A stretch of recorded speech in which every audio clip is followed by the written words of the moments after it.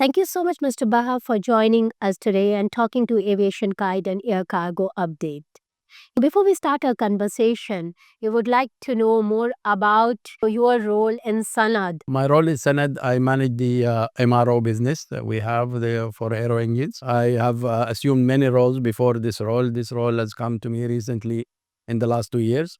But I was Senior Vice President Commercial before, and before that I also was General Manager of JVs we had. I joined Sanad at 23 years ago, but it was a different brand name at the time. And previous to that, I worked for Rolls-Royce in Canada for 20 years. Interesting. That's really an interesting professional journey. Coming back to Sanad, what role does Sanad play in supporting and advancing the aviation industry? Sanad is the biggest Middle East and Africa engine MRO specific to aircraft engine. Yeah. So we support all of the OEMs in the industry, all the major OEMs like Rolls-Royce, GE, Pratt& Whitney, CFMI. Yes. And through the OEMs and independently, we also support the airlines here in the area. Sanad is one of the major trusted hubs for the industry and brings in the technology, the intellectual property of engine maintenance worldwide. But okay, interesting.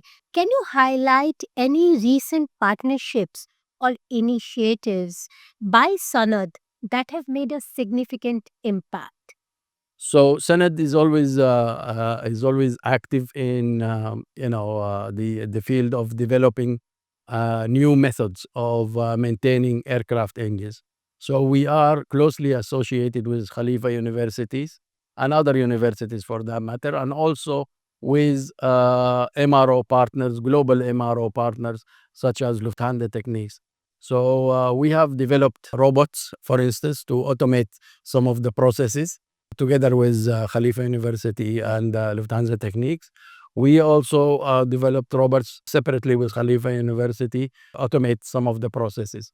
We also have, Honeywell as a partner where we have participated in using one of their systems, which is called VoCollect, which also automates some of the processes. So we are totally engaged with this, and we will remain engaged in developing new technologies so that we can create a more intelligent. I think these are really very, very interesting strategic partnerships. When we talk about, there's a lot of talk about sustainability in the aviation industry.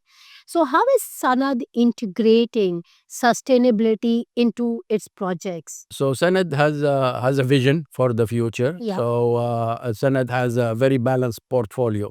So we have what we call in the industry mature engines. That is engines that are being in service for some time. Yeah. And we have the newer engines, which are engines that just been introduced in recent history. So we maintain that to sustain the business.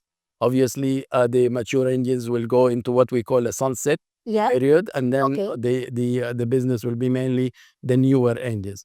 So we are always looking to expand our portfolio in the latest technology engines. Glad to say here that we have the newest product in the narrow body, which is the LEAP 1B. We introduced that last year, and we are introducing this year also the LEAP 1A for capability within Sanad. Yeah.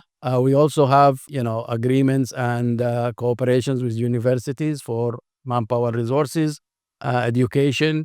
We also are developing a big UAE citizen talent pool. Okay. Where we are developing those talents to take over the leadership of Sanad in the future. That's really, really interesting. And when you're talking about UAE talent force, are we also focusing on diversity and inclusion in this talent force? Absolutely. Yeah. Absolutely. So if you look at Sanad, we have a large female population within the Sanad, whether we're talking about administration or technical engineers, Okay. even technicians Yeah. on the shop floor. And we focus on the new graduates that come out of local universities here. We have an internship program where they can come and do their master degrees and PhDs And we also have what we call train for work programs with university, where the fresh graduate engineers come and they spend some time with us. And if they prove themselves, then we hire them as permanent engineers. So we have a lot of diversity. We have also, a large population of expats as well from different countries. When we're talking about the MRO industry, they faced a lot of challenges regarding the maintenance and the engineering. So, how is Sanad addressing those challenges, specifically when you're talking about the maintenance part of it? Right. So the MRO industry after the COVID period Yeah. has picked up. Nobody has expected that pickup to be so fast.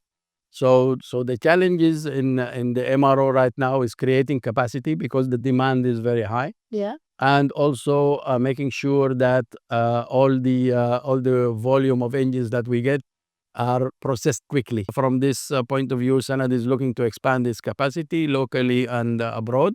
And we are also looking. Are you setting up any maintenance facilities abroad? We are looking at it. Okay. We're looking at setting up partnerships abroad in certain geographical areas. And also we are looking to expand here our footprint. Okay. When we talk about the rise of AI and automation, which we are seeing a lot in the aviation industry, how do you see these technologies, especially shaping the MRO? Yeah. So automation is part of our, I mentioned, Yes. part of our R&D program, and we are working very diligently now to increase the automation for the processes. AI is very important. However, AI is still a nascent technology, and it is now being incorporated in some of the processes of the MRO.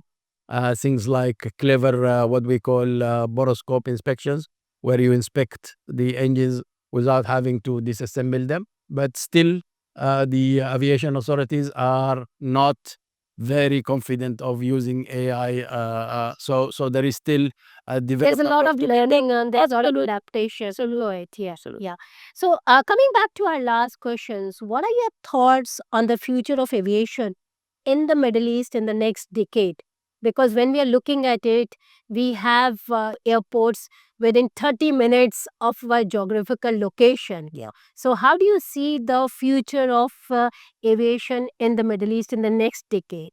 So if you look at last year and the year before that, you will see that the largest order for new airplanes comes from the Middle East and India. Yes. Specifically, Yes, right? absolutely. So because of the populations are in growth mode, whether it's in the Middle East or in India.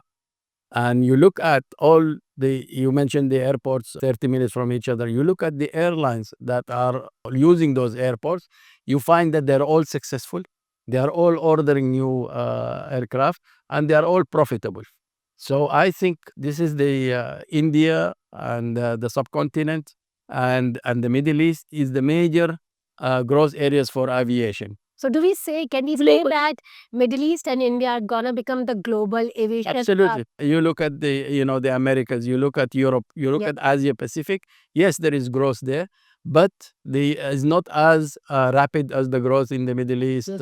and the subcontinent. We believe that there is a huge future for aviation in the Middle East, and we believe that there will be more airlines, more airports. More. You look at Saudi Arabia; they have, I think, around 14 new airports on Yep. projects right. Exactly. You know, So they're having a huge ambitious. absolutely. You look at their new airline, Riyadh. Yes. You look at all of these Middle East countries where they are growing and their fleets are growing, which is something very good for us. And I think MRO industry. yes, exactly. That's what I was coming to. Like, it's a blessing in disguise. Absolutely. For your industry. Yeah, Absolutely. Yeah, because right now what we see is a timely maintenance is also very, very important. So when you're talking about the amount. Absolutely. And as much as the fleets grow, Yes. the MRO have to grow Have to grow. to Absolutely. sustain those Yeah. fleets. We wish you all the very best. Thank you very and much. Thanks a lot for talking to us. Thank you. Thank you, Mr. Wahab.